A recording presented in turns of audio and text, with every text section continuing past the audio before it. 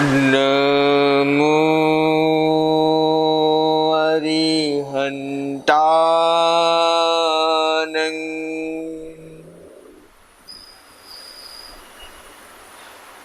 नमो सिद्धानं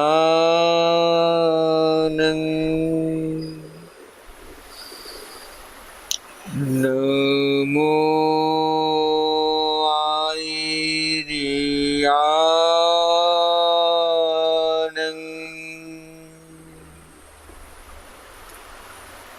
नमो वज्रायानं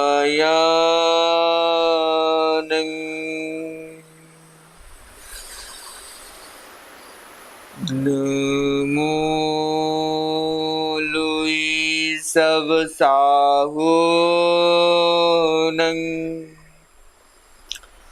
ईसो पंचनमोकारो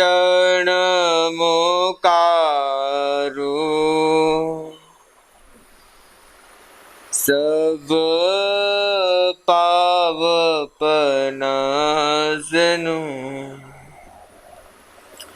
मंगलानं च सभ्यसिं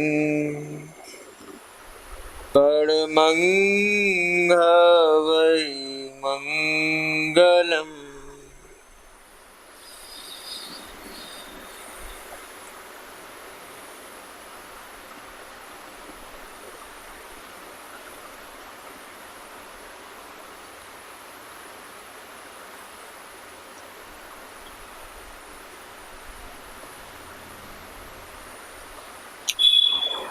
छोटा मुख है छोटी बुद्धि, छोटा ही है मेरा ज्ञान, फिर भी उद्यत हुआ हूँ भगवन, करने को तेरा गुणगान। गुरुवर तेरी कृपा है भगव, सबसे निराली है, भाव भक्ति से शीश नभाकर वंदन कर तुमको प्रभु।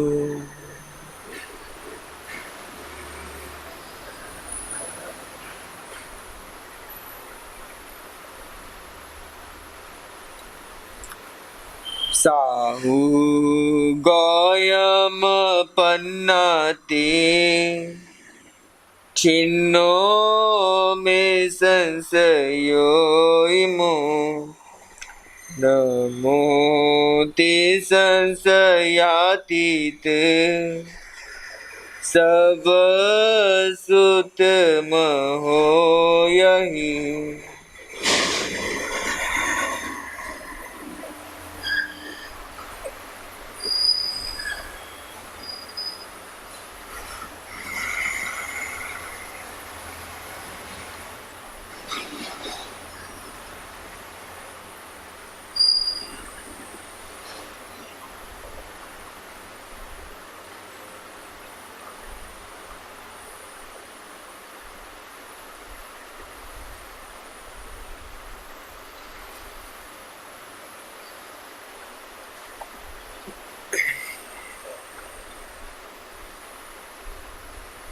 पावन गुरुदेवों के पावन पवित्र सुचरणों में नतमस्तक रखता हुआ जो कुछ भी ग्रहण कर पाया हूँ, कुछ देर आपके समक्ष सुनाने का प्रयत्न करूँगा।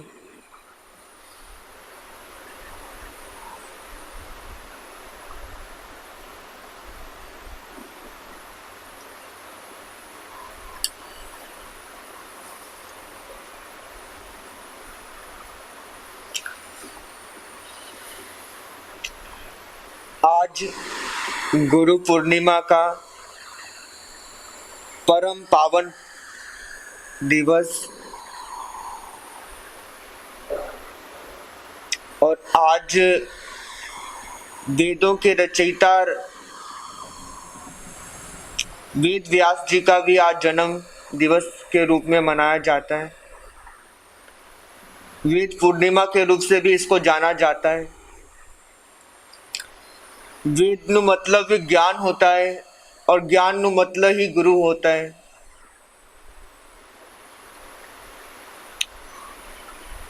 अब यहाँ जो ज्ञान और विज्ञान की हम शब्दों का प्रयोग करते हैं, वो ज्ञान वास्तव में भगवान की भाषा में आत्मा ज्ञान को बोला है, अविनाशी ज्ञान को बोला है, विनाशी ज्ञान को नहीं।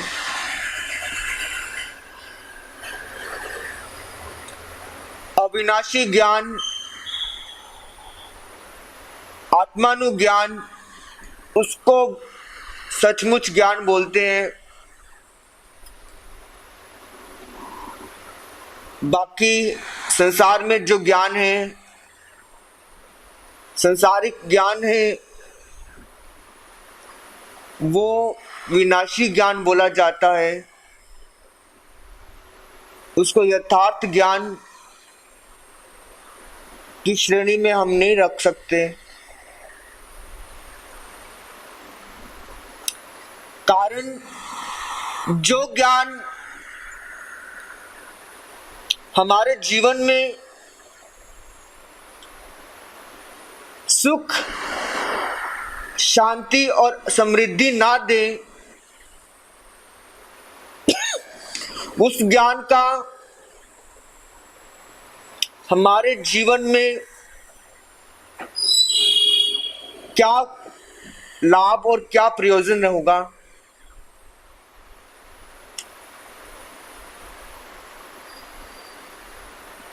जो हमें दुखों की तरफ धकेले, उसको भगवान ने अज्ञान बोला है, ज्ञान नहीं बोला।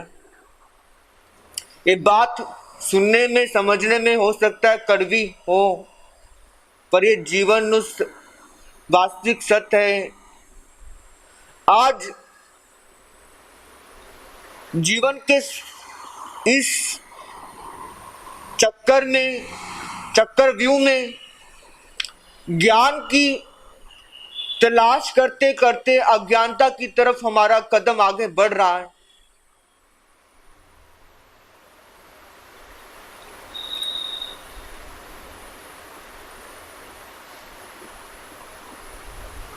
चाहते शांति है, पर प्राप्त अशांति हो रही है।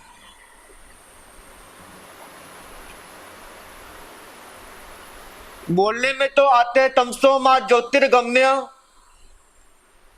कि ज्ञान अंधकार का नाश करता है, पर आज जितना देखा जाता है या जितना देखा जा रहा है,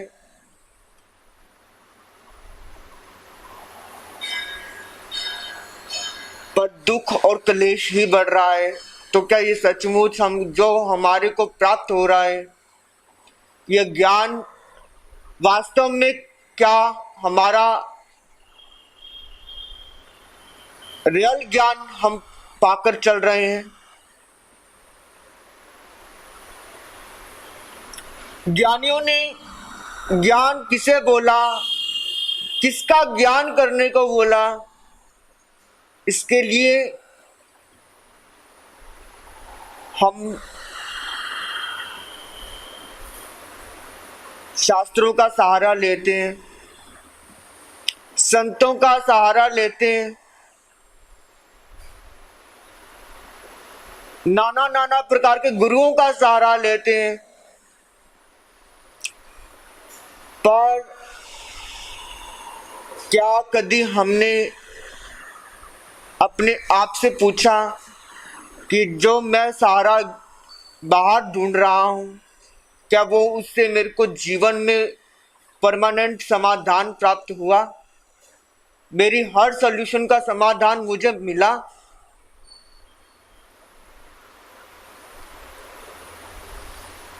इसी चीज को समझने के लिए हम प्रयत्न करेंगे कि ज्ञान और अज्ञान में क्या डिफरेंस है,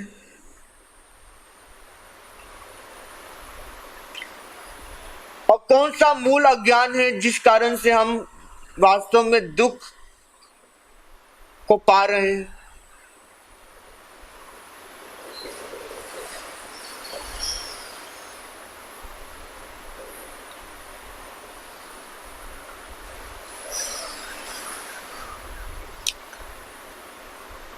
जगत में जितना कुछ भी हमने माना हुआ है, समझा हुआ है, जाना हुआ है, वो बुद्धि ज्ञान है, और बुद्धि का ज्ञान हमेशा सही और गलत का ही निर्णय करवाता है, मेरा और तेरे का ही निर्णय करवाता है।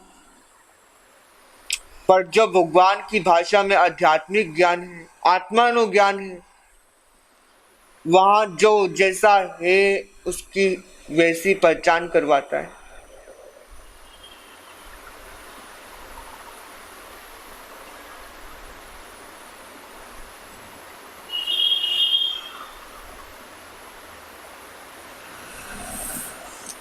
जैसे जोरिस सोने और पीतल में से सोने की पहचान कर लेगा और सोने की पहचान करवा देगा, उसी प्रकार ज्ञानी भी हमें यथार्थ की पहचान करवा देते।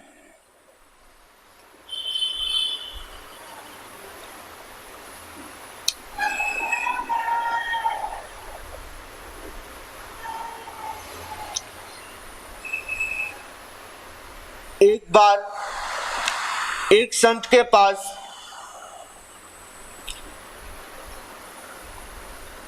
भूला भटका इंसान, जिज्ञासा से भरा हुआ इंसान उनके गुरु चरणों में आता है और उनको निवेदन करता है कि मुझ पर अपनी कृपा बरसा दीजिए, मुझे हल्का कर दीजिए।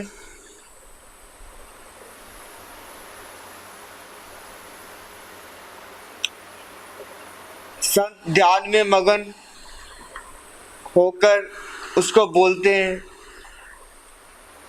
तो जा ऐसा कर,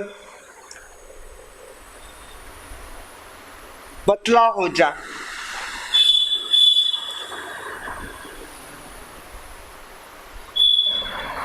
ऐसा शब्द नु प्रयोग करके मौन धारण कर लेते हैं, पर वो सोचता होगा कि गुरु ने बोला है कि तो पतला होने को, तो क्या उसमें मेरे जीवन का राज होगा। वो महीने बाद अपने शरीर को जो 100 किलो को था वो 70 किलो का करके आ जाता है। गुरुदेव को कहता है, गुरुदेव अब तो पतला हो गया, पर शांति नहीं मिली, दुख क्लेश फिर बढ़ गया।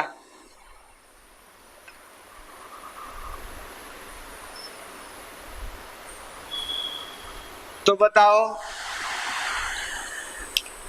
प्रभुजोत जी, दुख क्लेश कट जाएगा?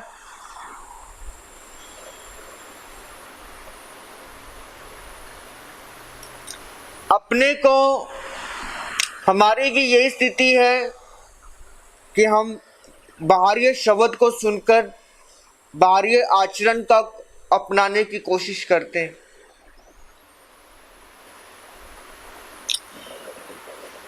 गुरु के पास जाने के बाद फिर उसने गुरु से पूछा कि मैं क्या करूं, अभी भी शांति नहीं मिल रही।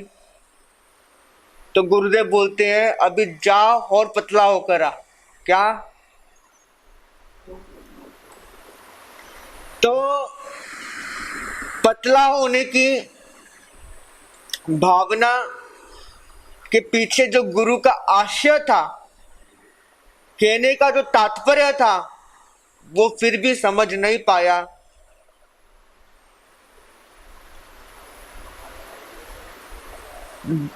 4 महीने बाद वो फिर वापस गुरु के पास आता है। शरीर का वेट उसका 40 किलो करके आता है। गुरुदेव को बोलता है, गुरुदेव शरीर तो मैंने 40 किलो का कर लिया, पर अभी भी मेरा दिमाग का बोझ गया नहीं है, मेरा दुख कम हुआ नहीं है। आपने तो बोला था कि पतला हो जाएगा तो तेरे को शांति हो जाएगी। आप क्या इशारा करना चाहते हैं मैं नहीं समझाऊं। फिर गुरु ने अपना ध्यान में मगन होकर बोला अभी पतला और होकर आ। ऐसा शब्द बोला तो वो गुरु के ऊपर टूट पड़ा। अरे बोलता है कि तू काय का गुरु, तुम मुझे मारेगा क्या?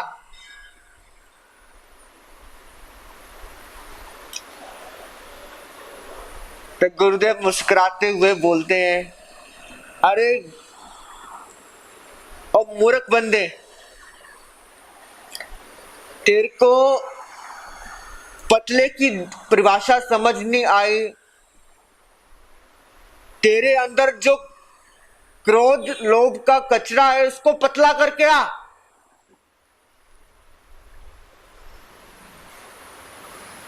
जो तेरे अंदर अहंकार का कचरा है उसका पिघला कर आ।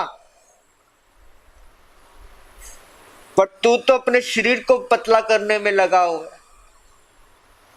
मेरे भाव को तू समझा नहीं। वही हमारा हाल है। हम बाहरी बात को सुनकर उसी को आचरण में लाने की कोशिश करते हैं, उसका वास्तविक अर्थ नहीं समझते हैं। उस कारण से आज तक हम दुखी हैं। हमने जान लिया, किसी ने बता दिया कि तुम ऐसे करो, मंदिर में जाओ, डेली करते भगवान जी को, शिवजी भगवान जी को जल चढ़ाकर आओ, अभिषेक करके आओ, 21 दिन करोगे तो तुम्हारा कोई काम सिद्ध हो जाएगा। पर कभी भी उसके पीछे का भाव जानने की कभी हमने कोशिश नहीं की कि उसके पीछे वास्तविक क्या साइंस रहा होगा, उनका कहने का क्या तात्पर्य रहा होगा, वो हमें किस रास्ते तक पहुंचाने की कोशिश कर रहे होंगे। पर हम तो बस लकीर के फकीर हैं, जैसे घुमाओगे वैसे चल पड़े। फिर 21 दिन जाने के बाद भी काम नहीं बनता है तो फिर भगवान को ही दोष देता है और पंडित को ही दोष देता है। पर क्या करे, पंडित समझाने वाला वो भी वैसा के वैसा और समझने वाला वो भी वैसे का वैसा। इसलिए कसूर जो है वो वास्तव में हमारा है, ज्ञानियों का नहीं है। डॉक्टर ने तुम्हें बोला कि तुमने 2 दिन, अगर डॉक्टर के पास गए, डॉक्टर ने तुम्हें खांसी का इलाज के लिए गए और डॉक्टर ने बोला तुमने बर्फ नहीं पीना, बर्फ का पानी नहीं पीना,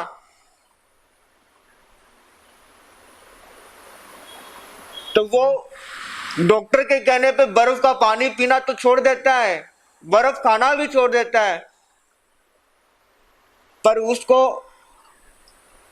ये समझ में नहीं आता है कि बर्फ का पानी बोलो, ठंडा पानी कुछ नहीं पीना, ठंडी चीज कुछ नहीं खानी, पर वो कुछ ना कुछ गड़बड़ कर देता है। उस कारण से वो ठीक नहीं हो पाता है। वो 4 दिन तक भी ठीक नहीं हो पाता है अगर वो डॉक्टर के वास्तविक स्वभाव को ना समझे तो। इसलिए डॉक्टर क्या कहना चाहता है, उसका कहने का तात्पर्य क्या है कि तू कोई भी चीज ऐसे इस्तेमाल ना कर जिससे तेरी खांसी और जुकाम में वृद्धि हो। तो उसका आशय समझ में आ जाए तो मरीज जल्दी ठीक हो जाता है।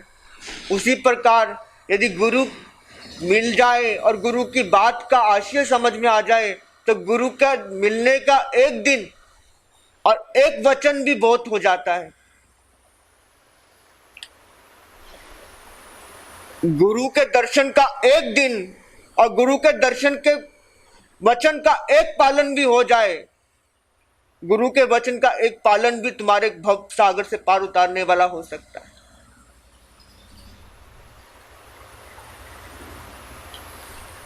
आज गुरु पूर्णिमा है।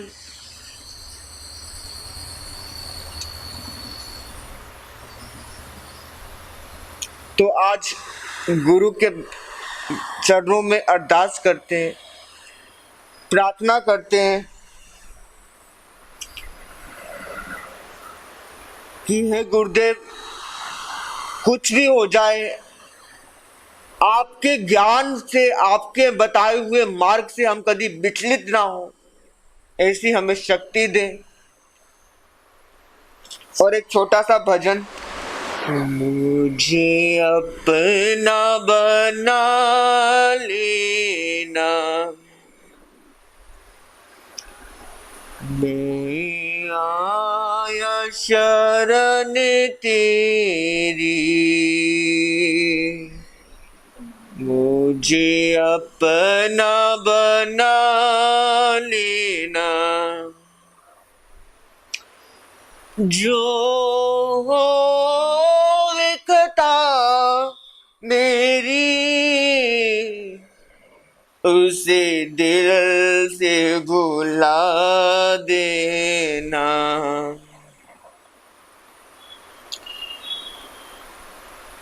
संसार ने माया का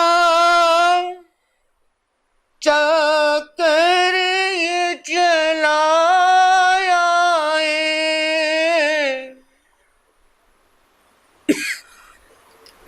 इस झूठी दुनिया से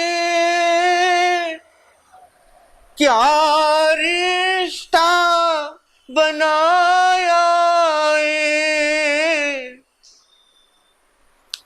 क्या रिश्ता बनाया है। मोह माया के बंधन से प्रभु मुझे छुड़ा देना, जो विकता मेरी उसे दिल से भुला देना। मैं आया शरण तेरी, लाया मैं कुछ भी नहीं, प्रभु तेरे रिझाने को,